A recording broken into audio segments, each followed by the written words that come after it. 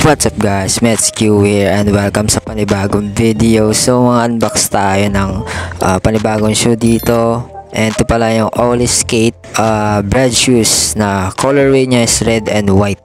Ito yung box niya So shoutout sa Oli Skate at pinadalan tayo. So may precaution pala yan na card. And may free socks yan mga lods. Kada order nyo may free socks yan. Ayan, maglalagay ako ng link dyan sa description box below. Ilalagay ko yung shop dyan. Naka-dust bag din yan mga idol. Protektado yung shoes nyo pagdating sa inyo. Ayan, solid ng skate shoe na to mga idol. Sa mga di familiar sa brand na to, skate shoe pala tong mga binibenta lang shoes mga idol. Ayan, Oli Skate. So quick detailed look lang tayo dito mga idol. Let's go. Sa upper material niya dito sa toe box is tumbled leather. Ayan, napaka-quality ng leather na ginamit dito. And snake skin pala yan sa toe area, yung leather na ginamit mga idol. Sa buong uppers and sa side panel naman dito, leather lang siya. Sa bandang eyelid, snake skin naman yung design niya dito mga idol.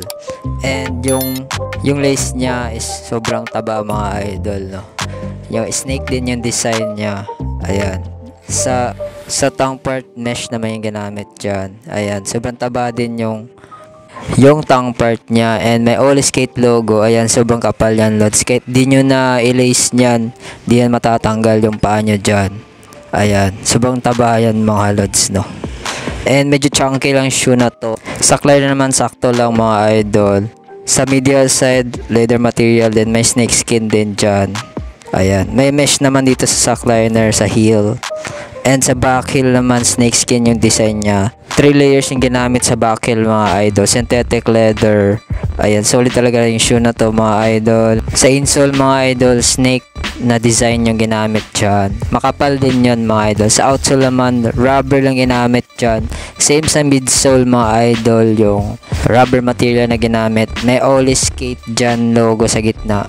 And may herring bone na design dyan mga lods. Ayan. Spiky din to mga lods Ayan. Ito siya mga idol, yung insole niya. Snakes design yung ginamit dyan. At may Oli Skate 2025 nakasulat. Ayan. Makapal yan lods. Comfortable tayo maglakad. Ayan.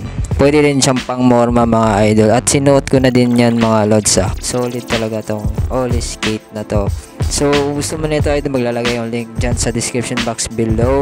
Sa sizing pala nito, check nyo yung description nito mga idol, yung sizing niya. Medyo malaki yung size nila. Kung true to size ka, half size daw. Kung wide footers ka, stick ka lang sa size nila. So on fit na natin ito ng mga lods. Let's go.